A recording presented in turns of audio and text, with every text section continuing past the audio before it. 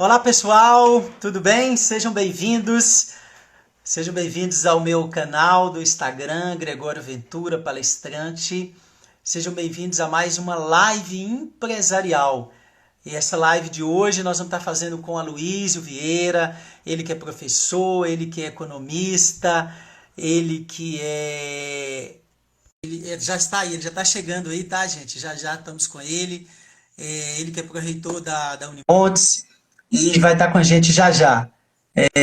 Então ele está chegando aí para a gente fazer esse bate-papo da nossa live hoje, muito especial. Vamos falar muito sobre economia, sobre mercado. Oi, Aloysio, tudo bem? E aí, Gregório, beleza? Tudo bom? Boa noite. Tudo bem, boa noite. Como é que estão as coisas? Uai, em se tratando de quarentena, experiência nova, né, cara? Cheio de desafio. Nós estamos levando. Ah, pois é. Você está ficando mais em casa? Eu estou em regime de teletrabalho 100%, né? A Sim. universidade, a gente adotou o regime de teletrabalho, então eu faço das 8 às 18 em casa. Que bom. Raríssimas exceções, eu preciso ir até a reitoria, mas está tudo sendo feito via de casa, as reuniões em videoconferência, né? Que bom. Está todo mundo assim. Primeiro, te agradecer por você ter aceitado o convite, né, de estar aqui. O Aloysio, gente, ele é um grande parceiro, amigo, nos conhecemos há muito tempo, foi meu professor na faculdade, trabalhamos juntos em muitos projetos de consultoria e tenho um grande carinho especial por ele, Luiz, mas eu queria que você se apresentasse, porque tem muita gente ainda que vai entrar e vai assistir o vídeo depois e vai ter gente de fora. Se apresenta um pouquinho, fala de você, para depois a gente começar esse bate-papo empresarial. Tá bom. Bom, eu sou daqui de Montes Claros, né? Sou formado em economia. Eu falo que a minha deformação básica é economia, mas na verdade da economia eu migrei né, eu me concentrei mais na parte de análise financeira e estratégia, né? Sim. Depois da graduação eu fui enveredar pelo lado da estratégia no IBMER. E profissionalmente eu fiz uma escolha de carreira que foi trabalhar com a consultoria empresarial, né? Além da atividade docente, né? Então, desde 1994, que eu trabalho com consultoria empresarial, focado, né, nessas duas vertentes, a estratégia e a parte econômico-financeira, e, ao mesmo tempo, eu sou professor do Departamento de Economia da Unimontes, né? Então, nesses anos aí de consultoria, a gente teve a oportunidade de atender várias empresas, não só daqui da região, mas de outros estados, né, entre micro, pequenas e grandes empresas, né, limitada à sociedade anônima, né, e, ao mesmo tempo, né, ao longo desses anos todos, eu costumo falar que eu venho aprendendo a ser professor universitário, né, que é um grande desafio, você está dentro de sala de aula também. Eu tento compartilhar a experiência, né, da consultoria, do ambiente empresarial, com as disciplinas que eu trabalho, que são disciplinas focadas justamente em questões empresariais, né? Então, eu trabalho com análise de custo econômico, com planejamento estratégico e trabalho com elaboração e análise de projetos na universidade. Nos últimos 2 anos, eu estou, de certa forma, de quarentena, ou em quarentena, né? Aqui não em função do Covid, mas é em função de uma escolha, né? Eu recebi um convite no final de 2018, nós tivemos uma mudança de reitoria e o professor Antônio Vilmar, como novo reitor, me convidou para compor a equipe de gestão, e de 2019, né, desde janeiro de 2019, eu estou à frente da Pró-Reitoria de Planejamento e Gestão da Universidade Estadual de Montes Claros. Então, em função da necessidade de atenção, de dedicação e de foco, eu fiz a opção de não estar atuando na consultoria nesses últimos 2 anos, né, enquanto eu estiver à frente da Pró-Reitoria. Primeiro, para evitar conflitos de interesse, e segundo, para ter foco mesmo, né? Porque não dá para você cuidar de uma instituição, né, e de uma Pró-Reitoria do tamanho que é a Pró-Reitoria de Planejamento, né, com a carga horária média de 10 horas por dia de dedicação e trabalhar com consultoria e ter um trabalho legal. Então, aí é uma questão de opção por qualidade, né? Enfim, sou daqui de Montes Claros, né? Família daqui, sou casado, né? Hoje eu estou casado, né, com Renata, tenho 3 filhos, né? Eram 4, hoje são 3, né? Daniel, Pedro e Júlia, né? E no dia a dia, minha vida agora mais ainda ficar em casa, né? Enquanto, além da atividade, né, profissional, gosto muito, né, de ver bons filmes e também gosto muito de pedalar. Esse é talvez o maior vício que eu tenho hoje, né, que é o pedal. Eu consigo conciliar saúde, amizade, né, e lazer quando eu estou pedalando. Além de poder refletir sobre algumas questões, né, no momento que você está pensando, você está com você mesmo, fazendo algumas reflexões pessoais sobre a vida e sobre as questões que você precisa estar enfrentando no dia a dia. Acho que tá bom, né, de apresentação. Depois, se alguém tiver curiosidade, é só perguntar. Não, bacana, boa apresentação. O pessoal vai chegando, tá chegando agora, né? E Para quem não sabe, Gregório foi meu aluno, então ele fica falando de tempo, a gente não fala muito de tempo não, porque, né, apesar que cabelo branco aqui é genético, eu sou precoce em cabelo branco, mas o Gregório é mais velho do que eu, viu, gente? Não. Aí também não. Aloysio, Brincadeira. Vamos lá. Então, assim, bom, primeiro assunto, a gente tem muita coisa para falar, uma hora vai ser pouco, né? Mas vamos lá. Primeira coisa que eu acho que as pessoas querem saber de você, eu sei que você tem uma grande experiência, eu te conheço como profissional, sei da sua competência, principalmente a parte de econômica, né? Nós estamos vivendo um momento, igual você falou, ímpar na história, né? Na história, e ímpar na vida pessoal da gente, na história.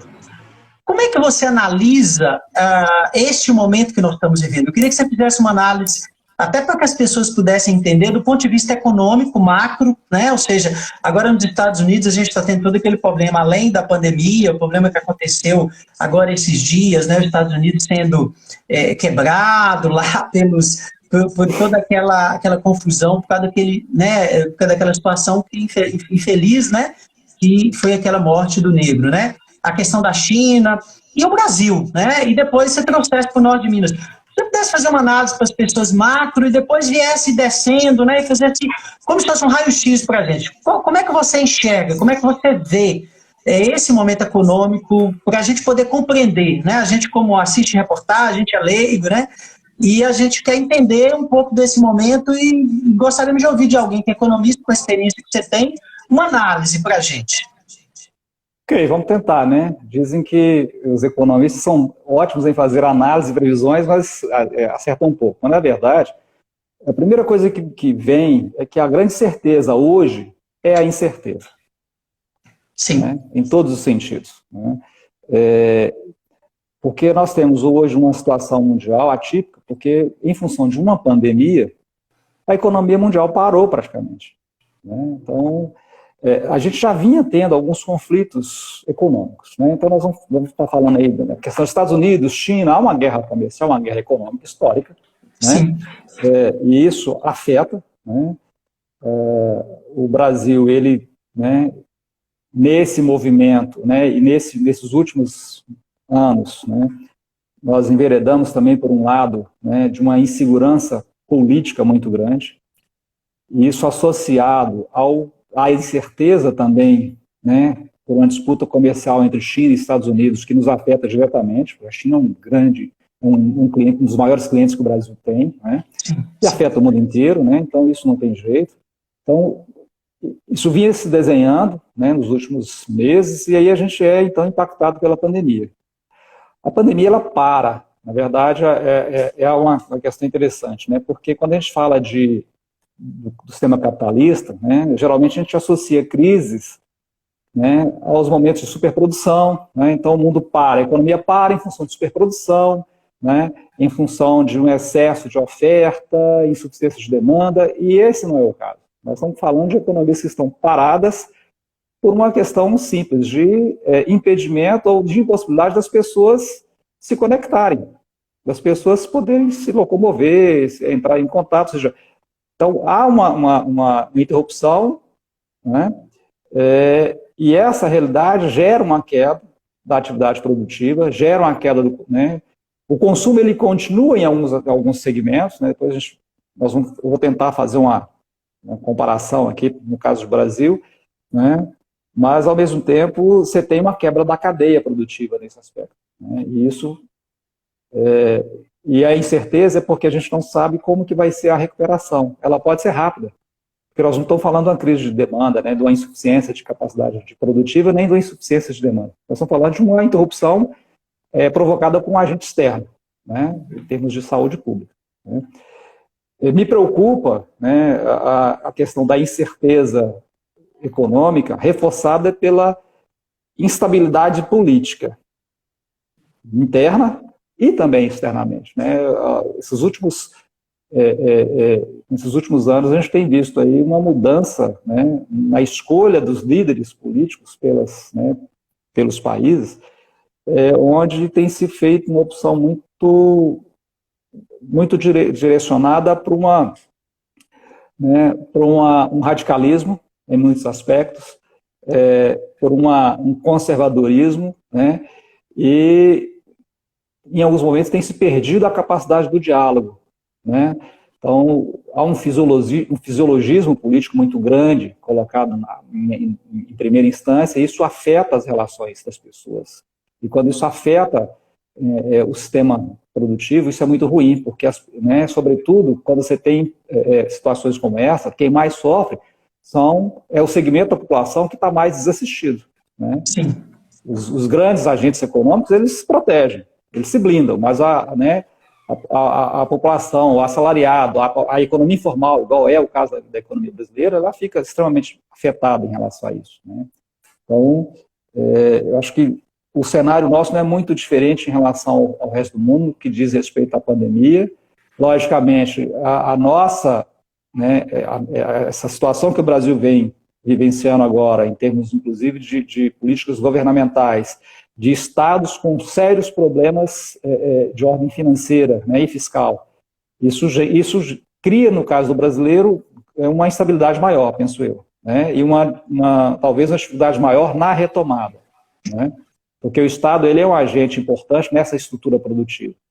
E quando o Estado ele não tem condição, né, de fazer o seu papel, né, ele atrapalha muito, né.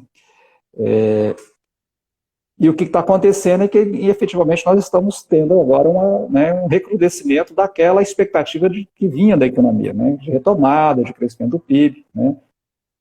O nosso PIB, nesse primeiro trimestre agora, de 2020, ele caiu 1,5%, se comparado com o último trimestre de 2019. Né. Sim. E isso cria uma interrupção de 4 meses, né, de 4 trimestres de crescimento. De 2019 a gente via numa crescente, né. Essa interrupção coloca hoje a situação do Brasil, né, no menor resultado desde 2015. Ou seja, nós estamos voltando aos idos de 2012 em termos de atividade econômica, em função da pandemia. Sim. Né? Então, alguns setores foram muito prejudicados. Né? Serviços, há uma inversão, né? A gente fala de crescimento negativo, na verdade queda, né? Com serviço negativo, indústria negativa, a indústria extrativa, né? A construção civil, que é um grande empregador e um grande movimentador da atividade produtiva no Brasil também caiu 2,4%, para você ter ideia, maior do que a queda geral do PIB, né? E quando a gente fala de serviços, aí que tem um componente, né, que é considerado dentro do segmento de serviços, que é o comércio, e foi o grande afetado nesse momento de pandemia, né? Então, e alguns setores mais do que outros. Então, isso vai gerar, né, ou penso eu que isso gera daqui a pouco uma nova forma de pensar ou de considerar esses setores, né? O setor de vestuário e calçados, esses dados são do IBGE, que foram divulgados essa semana, o setor de vestuário e calçados nesse primeiro trimestre caiu 42%. Veículos caiu 36%, né? A parte de livraria, papelaria, 36%. Os artigos de uso pessoal e doméstico, 27%. Né? Mobiliário, eletrodoméstico, 26%. Ou seja, há uma mudança de perfil. O consumo ele tende a permanecer de forma mais restrita, mas alguns setores foram bastante afetados em função dessa interrupção, né, da atividade produtiva. E o cenário para frente é um cenário de muita incerteza, mas ainda assim com expectativa de queda, né? O Banco Central ele divulga toda semana uma análise, né? E acho que é legal todo mundo acompanhar, é o relatório Focus, que é um relatório que ele mede a expectativa, né, das principais referências dentro do mercado produtivo e financeiro do país, né? E isso, expectativa em relação aos agregados macroeconômicos, a inflação, taxa de juros, câmbio, comportamento da produção industrial, né? E a expectativa para 2020 é que aí, né, o nosso PIB deve cair 6% esse ano. Então, para quem vinha numa crescente, querendo chegar aos 2, 2,5, cair 6, é perder 8. Né? É quase que o crescimento da economia chinesa, né, nas épocas áureas. Né? Uhum. Então, e esse crescimento, para os próximos anos, ele deve, né, ficar na casa aí dos 2,5% ao ano, né, segundo a expectativa, né, dos analistas de mercado, convivendo com a inflação de 3,5% ao ano. Né? E um dólar na faixa dos R$5. Quer dizer, nós vamos ter aquele dólar também barato mais. Né?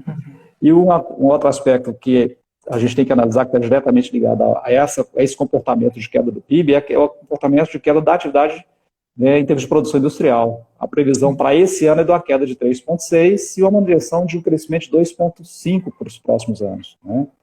Então, esse em tese é o cenário, né, que a gente poderia chamar, né, em termos de economia. E, a partir daí, algumas reflexões cabem, né, ser feitas e algumas questões, penso eu, que vão ser interessantes a gente observar, pensar, acompanhar, para entender o que vai acontecer daqui para frente. Né? Ô Luiz, o fato dos juros estar baixo, ele não é algo, aí a gente não, quando a gente fala o juros está baixo, baixando, tal, isso não é algo positivo nesse momento ou não? Você vê também como algo assim, não, está baixo, mas em função da retração da economia, não é positivo? Como é que você enxerga isso? Na verdade, a gente o Brasil já estava numa condição de uma taxa Selic amena. Né? Então, se a gente pegar hoje, nós estamos com a Selic de 3%, com uma inflação IPCA até o momento de 2,4% no ano.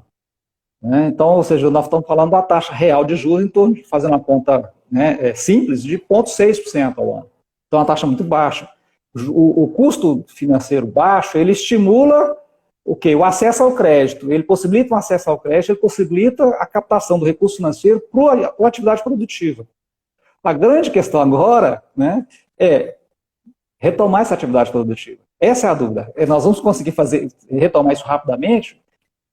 E aí a minha sensação é de que isso vai estar diretamente vinculado à nossa capacidade de convívio com a pandemia. Né? Porque a pandemia ela não traz uma questão só econômica, ela envolve 3 situações distintas. Né? A econômica, sim, a financeira, porque quando você tem essa redução da atividade produtiva, você tem uma diminuição da liquidez, né? Então, financeiramente, nós temos enfrentado algumas restrições em termos de liquidez, né? Tanto para algumas empresas quanto para algumas famílias, sobretudo para aqueles que não estavam preparados, né, para uma diminuição dessa atividade.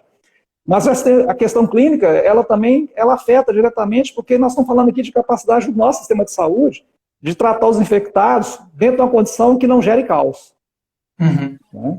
Porque se o pico da pandemia, e nós estamos, o pico da pandemia em Minas estava previsto para junho, já está indo para julho, ou seja, o ponto máximo. Né? Então, nós estamos conseguindo achatar essa curva. Então, ali é interessante, porque quanto mais eu consigo achatar a curva, significa que mais longa vai ser essa curva.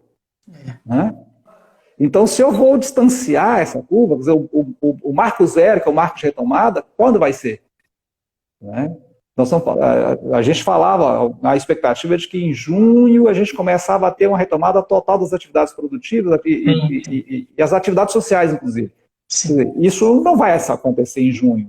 Sim. E aí o risco, se a gente começa a retomar a abertura, igual está acontecendo em alguns municípios, né? Em algumas cidades do Brasil, em São Paulo mesmo, a coisa ficou meio caótica, né, na retomada em algumas cidades. Então, aí você tem um repico da pandemia. Você vai ter que fechar de novo. Né? Então, essa, para mim, é a maior incógnita, né, da retomada da atividade produtiva. O capital, a disponibilidade de capital, isso, né, é importante. Mas a gente tem que ter, agora, a clareza de como é que nós vamos trabalhar no momento em que houver a abertura total, né, da retomada das atividades, das relações, do ir e vir das pessoas, do funcionamento de todas as unidades que estão vinculadas aí na atividade de comércio e prestação de serviço, sobretudo, né, que vão envolver os aglomerados. Sim. Não, perfeito. É um desafio e como você falou, não dá para a gente prever tudo, né? Mas a gente olhando para frente, outubro, novembro e dezembro, você acredita que é possível essa retomada? É lógico que o brasileiro a gente tem sempre a capacidade de virar, né? De virar esse jogo, né? E eu fiquei imaginando, por exemplo, lojas que está acontecendo muito, você deve ter acompanhado aí, muitas empresas indo lá, pegando financiamento, jogando dívidas para frente, né? Transformando dívidas mais para frente, com dificuldade de retomar aquele faturamento, aquela receita que tinha antes. O que pode acontecer em outubro, novembro, dezembro? Eu queria que você trouxesse, se desse para você fazer isso, algo assim. Não, no mais pessimista isso, no otimista isso pode ocorrer, né? A gente pode conseguir retomar. Porque, vou te dar um exemplo, muita gente fala assim, em outubro, novembro e dezembro eu estou com medo porque a minha loja vai estar cheia, a área da saúde, o pessoal que não está indo tratar de dente, de olho, vai estar cheio. A minha área, que eu tenho consultoria, mas eu tenho treinamentos, embora eu esteja fazendo online, que é presencial, daqui a pouco o pessoal vai querer fazer bem treinamento presencial. Como é que você vê isso tudo? Você vê isso numa perspectiva boa daqui 4, 5, 6 meses? Assim, eu sei que é difícil você falar, eu tenho a resposta, né? Mas você tem um feeling aí que nos ajuda a pensar sobre isso. Olha, Gregório, eu penso que a retomada ela vai ser gradativa, né? Mesmo que alguns setores, vamos pegar, por exemplo, as lojas, o vestuário, e a parte de saúde, as clínicas, né, as consultas, o pessoal tem que voltar a fazer as consultas, né? Então,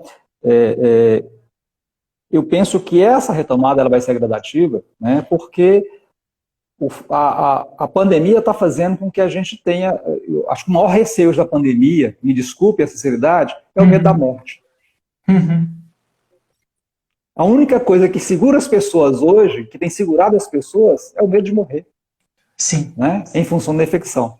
Então, posso estar falando uma besteira aqui, mas eu acho que a retomada vai ser gradativa a partir do momento em que as pessoas vão começar a repensar o modo, né, o modus operandi, como elas compravam, como elas consumiam, como elas acessavam esse serviço. Isso, em alguns aspectos, já tem acontecido. Eu penso que alguns comportamentos, eles, né, que passaram tiveram que ser adotados agora, eles vão perdurar, né? Não acredito que home office vai predominar, isso não vai acontecer. As empresas vão voltar a operar normalmente, as pessoas vão voltar para a área, né, para o trabalho e ao encontro físico, né? Mas algumas coisas não tem sentido mais. Exemplo é o que nós estamos fazendo aqui, não tem mais sentido, por exemplo, alguém se deslocar 400 quilômetros para participar da reunião de 2 horas. Nós estamos provando que é possível fazer isso remotamente. Então, eu vou reduzir alguns custos operacionais vão se reduzir. Isso vai ser uma vantagem. Ao mesmo tempo, alguns consumidores, eles vão rever a forma como eles estão consumindo. Então, alguns segmentos, penso eu, que vão ter que se adaptar, né, e se preparar para conviver não apenas com a estrutura de contato presencial com o cliente. Né? Então, e hoje a gente já tem visto isso. Empresas que tinham aí um delivery, né, de 20%, 30%, né, ou seja, perderam 70% do faturamento, porque era presencial, já chegaram à faixa dos 50% a 60% de recuperação desse faturamento com delivery. Sim. Aqui em Montes Claros existem empresas que estão, alguns empresários, eu tive conversando com alguns, estão começando a pensar em não reabrir do modo tradicional, modo físico, e manter do jeito que está. Né? Então, agora, a expectativa, né, e aí eu espero, sinceramente, é que a partir do final de julho a gente tenha, né, uma estabilidade maior nessa retomada. Pelo menos aqui em Montes Claros a gente vai ter condição de ter essa, né, a retomada de forma mais tranquila e cada vez mais pessoas, né, podendo voltar às suas atividades produtivas. Né? É a expectativa. Vai depender muito do que acontece aqui na cidade, na contenção da pandemia e no nosso entorno, né? Então, você tem que pensar o seguinte, não basta Montes Claros, ou não basta uma cidade, né, igual a São Paulo, capital, fazer seu dever de casa. Não basta Belo Horizonte fazer seu dever de casa, se o entorno não fizer. Sim. Porque são cidades que são polo e que são cidades que têm todo um fluxo migratório produtivo. Então, aí, isso vai depender também. Como é que vai ser o comportamento, né, nas cidades que nos rodeiam, porque Montes Claros ela centraliza e ela polariza aí uma população de quase 3 milhões de pessoas. Sim, né, sim. dentro das cidades vizinhas que tem toda a relação econômica com a nossa cidade. Não, fantástico. E bela análise aí. E pensando no ponto de vista da educação, você está na área da educação, a influência disso na área da educação, nós temos visto aí, tem as escolas particulares, né, a Unimotes que depende, né, tem essa relação governamental, e o crescimento do online, né, a gente tem visto muito o crescimento do online, que era uma resistência muito forte na área da educação. Como é que você vê aí, como é que você está vendo essa questão, o que vocês têm discutido lá sobre a área da educação, como é que vocês têm direcionado isso, especificamente na área da educação, porque eu acho, especificamente, uma área importantíssima, né? Porque as pessoas precisam se formar, as pessoas precisam evoluir, nós precisamos levar o Brasil para a sociedade do conhecimento, há muita coisa para se fazer nesse campo, mas a gente está vendo aí as crianças estão estudando remotamente, né? As faculdades também, aquelas que conseguem fazer isso. Mas a gente tem grandes desafios na educação, não é verdade? Sim, verdade. Eu penso que vai haver uma intensificação do uso de ferramentas para ensino à distância. Né? Nós já temos uma série de ofertas de graduação, de pós-graduação, chamadas EAD. Né? Eu acho que o que vai mudar não é o EAD em si. Essa oferta ela vai continuar, é uma tendência, ela vai crescer. Agora, eu penso que dentro do ensino presencial, da modalidade do presencial, nós vamos ter uma intensificação de uso dessas ferramentas como facilitadoras. Né? Eu acredito muito nisso. Eu fui convidado para participar de uma aula, né, com um pessoal na FUNAM em Pirapora, e eu comentava, né, isso, que em 95, né, eu fui convidado para fazer parte de um projeto que montava cursos online para consultores, formação de consultores, formação de empresários à distância. Naquela época, para você ter ideia, a gente não tinha internet. Então, não era vídeo-aula. A gente fazia isso gravado em videocassete, né? Então, fita, né? CD-ROM. Então, eram tecnologias muito mais arcaicas do que nós temos hoje e já se fazia isso. Né? Então, vejo que a intensificação das ferramentas de ensino, né, que possibilitem essa troca, esse movimento, essa interação, elas vão ser cada vez maiores. Agora, também vejo uma dificuldade muito grande em algumas situações de substituição da aula presencial. Né? Vamos pegar aí dois contextos. O contexto da minha filha, que tem 11 anos, que está na escola no ensino fundamental 2 e agora está em videoaula. Né? Tem momentos que o professor faz uma falta danada, por mais que ele esteja ali online, conversando, mas a falta da presença física, né, da pessoa, daquele orientador, daquele disciplinador, né, daquele condutor e orientador, fisicamente, né, faz falta. Eu acho que isso não vai ser substituído. Né? Acredito também que tem algumas áreas que somente as ferramentas de ensino à distância serão suficientes. Né? Aí eu sou meio... vou falar que sou meio careta, sou meio antigo, no sentido de que eu penso que algumas áreas de formação eu não posso substituir um laboratório, eu não posso substituir um experimento físico, concreto, real, por um experimento à distância. Sim. Né? Uma coisa é ensinar a fazer um bolo igual a gente vê nos programas de culinária. Né? Mas tem coisas que são sérias, eu não posso fazer isso, né, apenas remotamente. Então, vejo que não vai ser dessa forma.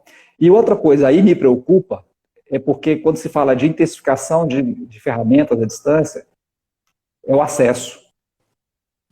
Nós temos que considerar também que nós estamos num país onde, apesar da coqueluche do celular, dos smartphones, das pessoas terem acesso, nós temos ainda um movimento de exclusão muito grande quando diz respeito a acesso à internet, acesso a esse tipo de ferramenta. Né? Nós temos essa dificuldade hoje, por exemplo, com os alunos da universidade, porque nossa universidade é uma universidade regional. Nós temos alunos que, né, estão do outro lado do Rio São Francisco e às vezes não têm a internet. Por mais que eles tenham poder aquisitivo para ter a ferramenta, eles não têm o acesso à ferramenta, porque lá não tem a tecnologia disponível na qualidade que é necessária. Sim. Então, esse vai ser um desafio, né? Porque aqui eu crio um processo de exclusão, não apenas econômica e social, mas por falta de condições de acesso a uma tecnologia que deveria estar disponível. Sim. E isso acaba atrapalhando todo o processo de ensino, de desenvolvimento e de fato você tem razão, né? É preciso repensar muita coisa da educação, né? Sim. E esse é o momento, né? Eu acho que, penso eu, Luiz, que a educação ela precisa ser reinventada em muitos pontos, né? Não sei se você concorda plenamente comigo, mas eu acho que a gente vem de uma escola, não sei se é de uma escola prática, eu diria que eu também fiz a minha opção pela consultoria, pelo mercado de trabalho, por estar mais próximo do mercado, por desenvolver essa parte. Lógico que a gente sabe da importância da faculdade enquanto geradora de conhecimento, né? Mas esse conhecimento ele precisa ir para a sociedade de alguma forma, né? E eu penso que cursos, por exemplo, vou citar o meu de administração, que também tem uma proximidade em alguns pontos com o seu de economia, mas a gente pega, por exemplo, a gente vê que muitos livros que são estudados, às vezes, em sala de aula, muita coisa já passou. Lógico que precisa fazer uma análise, é importante você estudar aquilo da administração, aquela história. Mas muita coisa que você talvez vai ler, vai ver, quando você chega na semana seguinte já mudou, o mercado está falando em outra coisa, né? Essa capacidade do aluno ter um pensamento criativo, ter um pensamento crítico, né? E não ter só aquele pensamento talvez tão cartesiano, né? Ou seja, isso influencia o mercado de trabalho, influencia a geração da sociedade do conhecimento. Não sei se estou indo muito a fundo aqui na questão, mas eu acho que, como nós estamos falando de mudança, de reinvenção, eu acho que passa basicamente, em primeiro lugar, pela educação, no meu ponto de vista. Eu concordo, eu penso que nós estamos no modelo hoje de educação que a gente avançou muito pouco quando a gente fala de dentro de sala de aula, né? Porque a gente ainda está naquele perfil, né, em muitos casos, da educação, né, do famoso cuspigis, ou seja, o quadro branco, o professor e os alunos ouvindo, né? Então você tem diferentes modelos, enquanto que você tem aí situações, essa geração que chega, essa geração nova, eles estão se dando bem, se adaptando. Quando eu falo da falta do orientador, do coordenador, não é porque eles não têm condição de usar a tecnologia, pelo contrário, eles usam melhor do que eu, né? Minha filha usa os recursos de mídia muito melhor do que eu, né? Mas é porque, na verdade, essa turma, né, o chip deles é diferente. Então, aí há um conflito. Eu entro com um modelo que não se aplica mais a essa geração. Sim. Acho que esse é o primeiro desafio que nós vamos ter. A realidade atual tem feito isso, né? Muitos, né?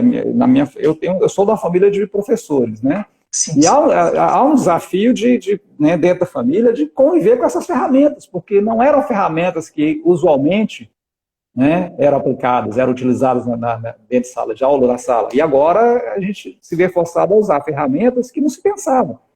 Então, ou seja, os professores estão tendo que se reinventar também, né? Os professores da rede, tanto da rede pública quanto da rede privada. Sim, sim. Né? O estresse da preparação da aula, do se preparar, do estar de frente de uma câmera, de tentar conseguir chegar, é muito maior do que quando você vai para uma aula dentro de sala, né? E, fora isso, nosso modelo educacional também eu concordo, eu acho que a gente precisa rever algumas coisas, algumas áreas de conhecimento precisam ser revistas, assim. Alguns conteúdos programáticos precisam ser revistos, né? Porque a gente, infelizmente, em alguns momentos, não acompanha a demanda do que está acontecendo na nossa sociedade. Mas a gente vai chegar lá. Eu acho que mais uns 10 anos a gente consegue chegar. Puxa, olha. Bom, vamos lá, vamos falar um pouquinho de mercado. Você tem uma experiência também ampla como consultor.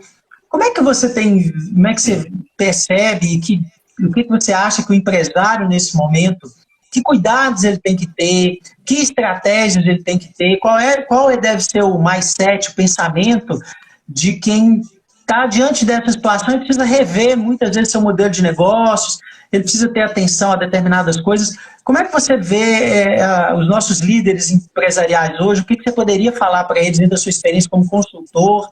Que atenção, aonde que são os pontos de atenção que ele deve ter? Alguma estratégia que você sugira para esse momento? Ok, vamos lá. Bom, já tem algum tempo que toda vez que eu tenho a oportunidade de participar de alguma conversa, alguma palestra, algum evento como esse, eu tenho chamado a atenção dos empresários que na nossa economia, no Brasil, infelizmente, existe uma questão que impera nas empresas e que a gente tem que tomar muito cuidado, que é a condição de manter um nível de liquidez adequado. Né?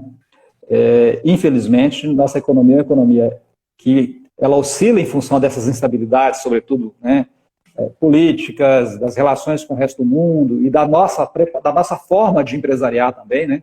Então, manter liquidez, tentar manter a liquidez é fundamental. E a pandemia veio provar isso. Que no momento em que eu, né, de fevereiro para março, eu simplesmente perco 90% do meu faturamento, o que salva essa empresa nesse momento? Eu tenho que ter caixa. Né?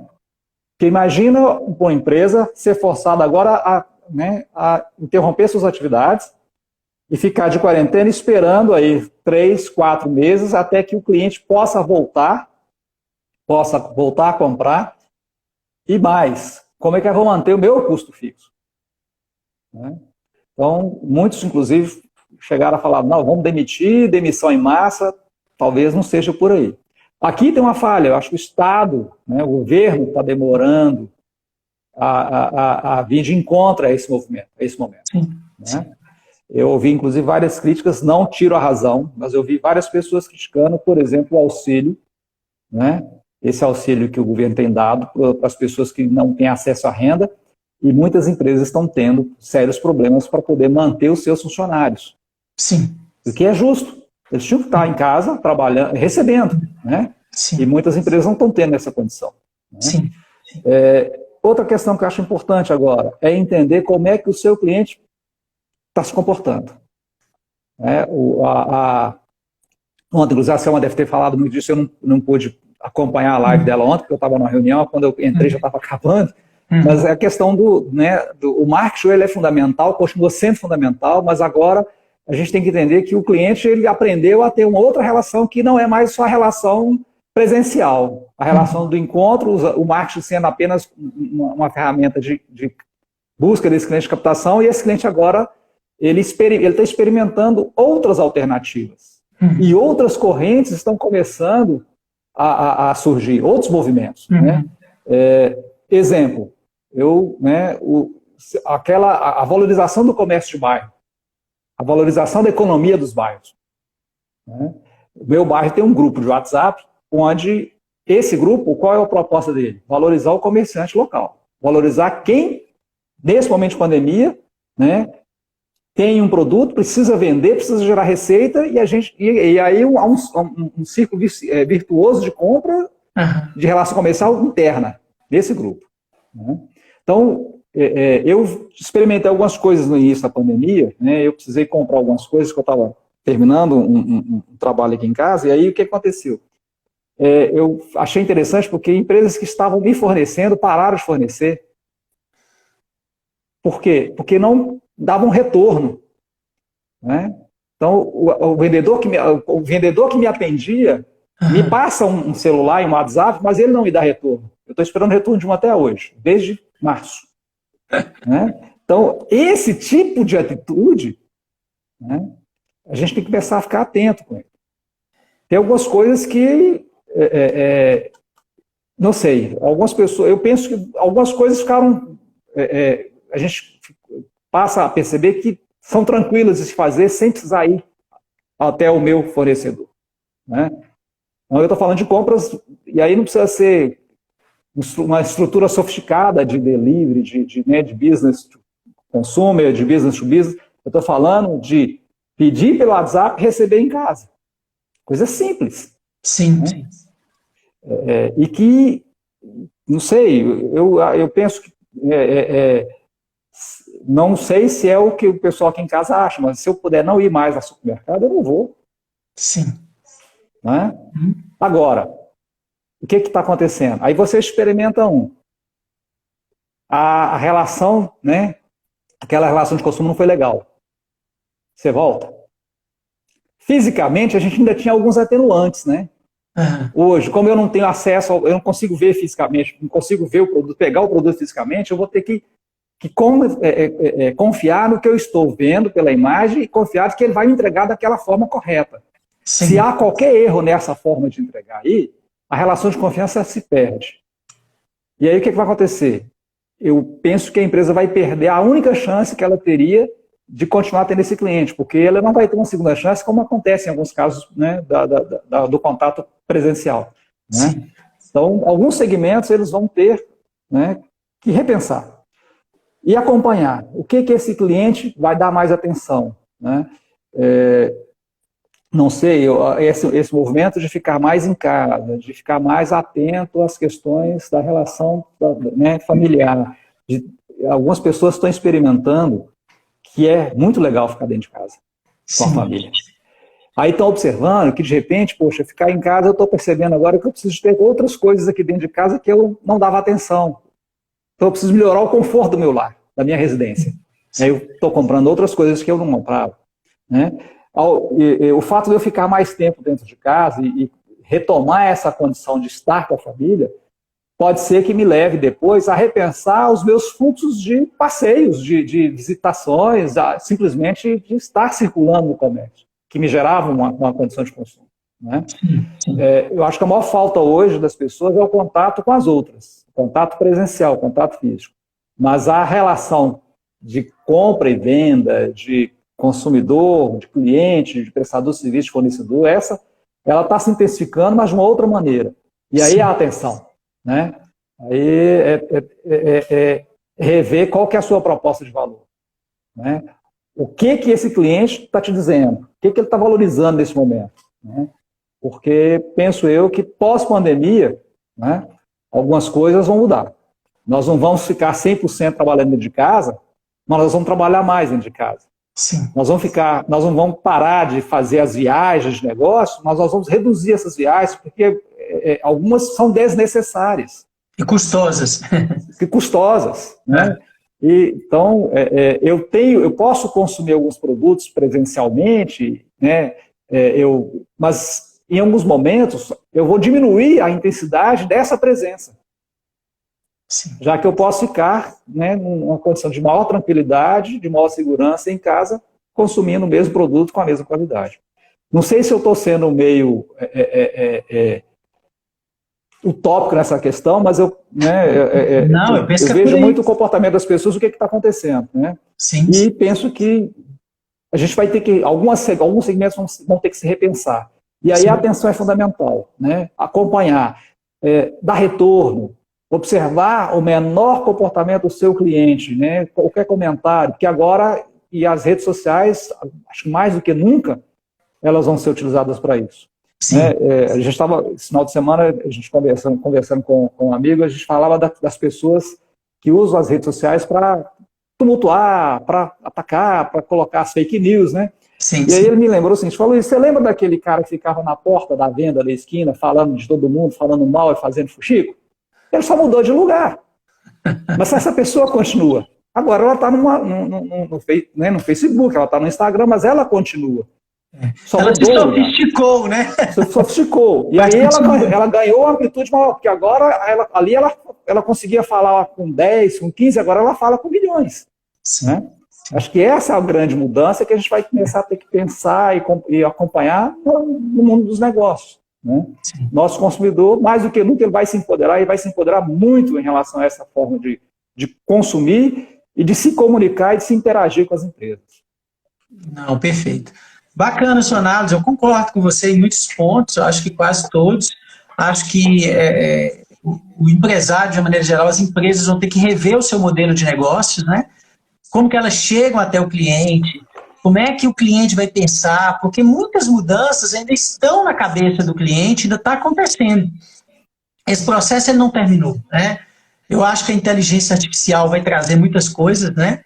eu acho que a inteligência artificial vai vir para mudar muitas coisas. A relação, igual você falou, das empresas com seus consumidores, elas vão mudar muito. O consumidor, ele vai ter muito mais acesso a falar da empresa, a enxergar ela.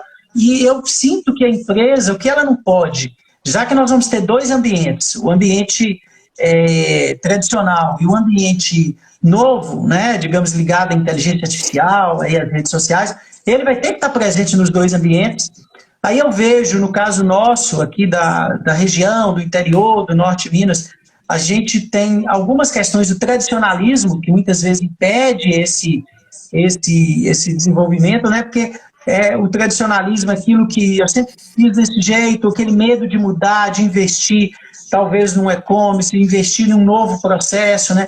Às vezes esse processo demora a maturar mais em alguns empresários mais tradicionalistas, e a necessidade de inovação está muito clara, né? Parece que nós vamos abrir uma década com uma necessidade de inovação absurda, né? E eu sempre falo dessa disputa do tradicionalismo e da inovação, né?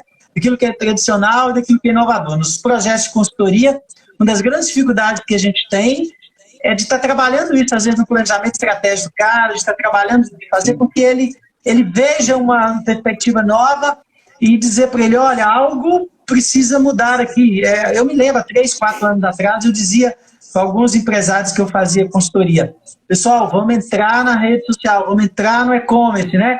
E houve muita resistência, alguns começaram, não entraram, e hoje está todo mundo meio que falando, nossa, eu preciso estar nesse negócio, se eu tivesse...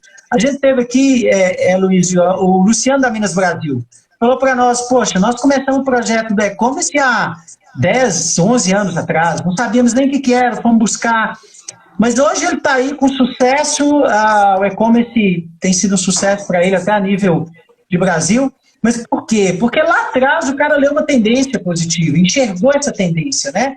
E às vezes eu acho que o empresariado ele fica muito no dia a dia ali, e ele esquece de parar um pouco para pensar na estratégia, pensar numa tendência, pensar em algo que ele possa trazer para o negócio dele para inovar. Você sabe disso quando a gente vai fazer planejamento estratégico, às vezes a gente tem essa dificuldade de... Parece que tem hora que ele pode estar se perguntando por que eu estou pensando tudo isso, ameaça, oportunidade, analisando tendência, para quê, né? Eu acho que as coisas vão... O sexo dos anjos, né? Não é o sexo dos anjos, cara, não é? Você já, de vez em quando ele olha para você tem que explicar tudo de novo, não é assim que funciona? Então, me fala um pouquinho disso daí. Olha, você traz um exemplo interessante, essa questão de acompanhar a tendência, de acompanhar o cenário que está se desenhando, né? Então, quando você traz o exemplo do Leandro, eu tenho uma empresa que talvez ainda, em muitos casos, um dos grupos empresariais mais antigos e sobrevivendo, né? Estamos falando de empresas de mais de 50 anos de vida aí, sim. E crescendo. Crescendo, exatamente. Né? Crescendo. Isso é importante, né? Além de ter, né, 50 anos, nós estamos falando aí, indo para a terceira geração. Sim, né? sim. Seu Ivan, os filhos, agora daqui a pouco começa a terceira geração, na linha sucessória. Sim. Então, e uma empresa sólida, crescendo, e que entra num segmento que aparentemente não era necessário. Sim. Né? Com a rede que se tem, com o posicionamento que se tem no mercado, com o tamanho que se tem. Para que eu vou entrar no e-commerce? Uhum. Não sei, mas provavelmente hoje o e-commerce deles é uma unidade de negócio tão ou mais lucrativa do que outras unidades que eles têm aí, no mesmo segmento. Pelo menos pelo que ele nos falou, o faturamento nessa pandemia parece que o e-commerce caiu a venda da loja tradicional e o do e-commerce explodiu, foi lá para cima. Explodiu. Né? E antes da pandemia já era alguma coisa considerável comparada a algumas das lojas do grupo, né? Imagina. Agora, qual que é a diferença? Não apenas perceber o que vem pela frente, mas se preparar para fazer bem feito. Uhum. Né? Aí vamos para um exemplo bem mais pequeno, bem menor, mas também muito comum na nossa região. Vou montar uma hamburgueria. Né? Moda, vender, né? Montar uma hamburgueria. E aí eu começo a hamburgueria presencial, mas eu tenho delivery. Porque as pessoas, a minha concorrência tem delivery. Sim. Não dá para fazer as duas coisas no mesmo lugar. Sim. Né? É aquela história, eu vou desvestir um santo para vestir outro. Sim, né? sim. Então, eu preciso me estruturar. Se eu quero ter a estrutura presencial para atender o cliente que chega, e eu quero atender o cliente que não quer ir até a minha loja, até o meu estabelecimento, mas eu quero estar com ele, eu tenho que estar preparado para isso. Né? Por que eu falo hamburgueria? Porque aí o cara começa, ele tem um produto fantástico, um sabor, né, maravilhoso, todo mundo adora, o pessoal, né? E aí começa a divulgação nas redes sociais, aí a hamburgueria enche, mas as pessoas começam a ir embora porque ele não consegue atender no prazo. Por que ele não consegue atender no prazo? Porque ele tem uma chapa só para atender a demanda que está ali na fila e a demanda que está ligando de trás do balcão. Né? Então, e muitos quebram por causa disso. Sim. Então, acho que estar preparado para o que vem, né? E estar preparado não necessariamente significa estar capitalizado, né, ou fazer grandes e vultosos investimentos. Acho que o principal requisito aí é estar aberto para a mudança. É que você falou nisso. Infelizmente, mudar dói. Mudança gera dor física para muitas pessoas. Né? Então, você deve ter passado por isso na consultoria. Muitas das vezes eu ouvia, né?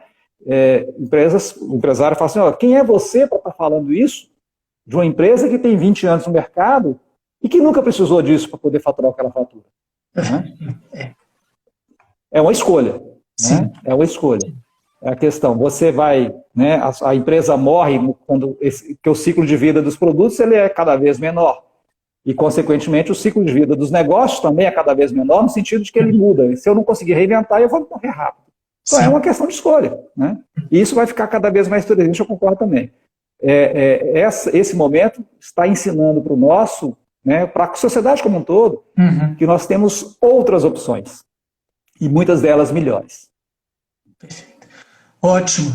Deixa eu te fazer uma pergunta. A gente já está indo para... Né, eu acho que devemos ter... Eu estou sem relógio aqui, mas eu acho que a gente já deve estar 6 e quanto aí? 6h20. 18h20. Opa, então nós temos 7h20, né? Então nós temos 10 minutos. Só me fala uma coisa. Em termos de Unimontes, o que é suas estratégias? O que vocês estão pensando aí? Tem algo novo que você fala, não, nós estamos reformulando desse jeito, estamos fazendo isso. Unimontes eu sei, né, que tem alunos em toda a região e até fora. O que está se pensando nesse momento, Luiz? O que é a cabeça de um reitor, de um pró-reitor nesse momento? O que são os desafios da Unimontes? Como é que você está enfrentando ele aí? Na verdade, é uma equipe, né? Então eu posso falar pela minha pró-reitoria, que é a parte de, gestão, de planejamento e gestão. Mas, na verdade, a primeira questão é que a gente precisa. O primeiro ponto ímpar é dar segurança para a nossa comunidade. Né? Tanto que a universidade foi uma das primeiras a entrar no processo de teletrabalho na região e no estado. Foi a primeira no estado, inclusive. Por quê? Porque é uma universidade que congrega alunos da região inteira. Imagina se a gente mantém a estrutura de aulas presenciais com alunos que viajam todos os dias indo das suas cidades para Montes Claros. A gente é um potencial vetor de contaminação. Então, essa é a primeira questão. Outra questão importante é a manutenção do contato acadêmico com o aluno. E aí a Pró-Reitoria de Ensino tem trabalhado exaustivamente em várias estratégias para manter a comunidade acadêmica ativa. Né? Então, e isso tem feito com que os alunos eles permaneçam em contato, os professores continuam trabalhando, ou seja, nós não paramos. Nós não estamos tendo aulas presenciais e nem atividades práticas, porque nesse momento não é permitido, até pelo decreto estadual e decreto, né, e todas as portarias e decretos que estabelecem a forma de convivência com a pandemia. Né? Então, e diferentemente também de outras universidades. Enquanto nós estamos fazendo isso já há 3 meses, algumas universidades começaram a pensar essa situação agora. Né?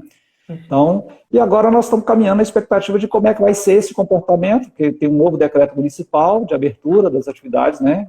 E a gente tem acompanhado isso aí para ver como é que vai funcionar. Né? Mas a preocupação principal é manter as atividades acadêmicas, né, dentro das condições, dentro do possível, priorizando a vida das pessoas, priorizando, né, o controle, né, da pandemia, para que a gente não seja um vetor, né, potencial de transmissão. Né, dado o tamanho da universidade, dado a presença dela, nós estamos presentes em 13 campi, né, então são 13 cidades que nós temos unidades da universidade, né, e isso tem que ser considerado, porque senão a gente pode virar um vetor aí e ao invés de contribuir, né, porque da mesma forma que a gente pode contribuir, a gente pode atrapalhar. Né? E do outro lado, nós temos o hospital universitário, que é o hospital escola, e que é hoje a referência na região em termos de controle do Covid-19, inclusive estamos estruturando um laboratório para fazer os testes para ampliar a capacidade de análise e de identificação dos potenciais vetores infectados, né, dentro desse processo. Né? Fora isso, é esperar conviver com uma condição do Estado que não é fácil, né? A gente já vem de um Estado, né? Isso é público, isso é de pleno conhecimento de toda a comunidade. Nós estamos num Estado que já vinha dentro de um processo extremamente difícil, né? Em termos de dificuldades financeiras e fiscais, né? O Estado quebrado, a verdade é essa. No início da pandemia, a apreensão é que a gente não se tornasse um Rio de Janeiro, né, dos 2 anos atrás, 3 anos atrás, onde os servidores chegaram a ficar 6 meses sem receber, né? Então essa era uma preocupação, eu particularmente tinha isso, mas a gente está conseguindo equacionar, né, a duras penas, né, porque você tem aí uma queda de arrecadação drástica, né? Quanto mais tempo demora, né, esse recolhimento, né, essa reclusão social, mais tempo demora da gente poder tentar recuperar. Né, nós começamos no ano de 2019 com perspectivas melhores, 2020 com perspectivas melhores do que 2019, e infelizmente elas foram interrompidas. Então agora é esperar para ver o que vai acontecer, né, para a gente poder estar retomando com normalidade as nossas atividades. Né. Perfeito. Bom, Luiz, vamos fazer as nossas considerações finais, né? Já está no finalzinho já. Primeiro te agradecer, né? E queria que você deixasse uma mensagem, fizesse suas considerações finais aqui na nossa live, seja para as pessoas, seja para quem é gestor, seja aquilo que você quiser falar, né? Você sabe que você é bom nesse negócio de pedalar, né? Cada dia mais seu hobby, né? Você achou um negócio que te anima e não se eu imaginando que a vida é um caminho, né? A gente, quando pedala, né? Você pode ter uns caminhos bacanas, mas tem outros que são desafios, né? Às vezes acidentados e tudo, né? O que você quer deixar aí de mensagem para todos nós? Bom, primeiro agradecer o convite, né? Dizer, inclusive, que é uma experiência nova, né? Tem sido nova também, né? Assim, gostei muito de participar, agradeço imensamente, espero ter contribuído, né? De vez em quando a gente fala umas besteiras, porque você começa a viajar, né? Mas agora, né? O que eu gostaria de deixar enquanto mensagem final, né? Aí eu vou lá na estratégia para trazer um pouco do conceito de crise e oportunidade, né? Se a gente fizer uma associação entre a crise com a escuridão e a oportunidade com a luz, só existe escuridão porque existe luz, né? Então só existe crise porque existe oportunidade. Ou seja, por mais que seja que o momento é um momento difícil, né, eu vejo ele como um momento de muito aprendizado, um momento ímpar para a gente poder rever valores, rever posições, rever conceitos, rever negócios, né, preparando para um mundo novo. A gente vai entrar num novo mundo, né, num mundo que com certeza vai ser melhor.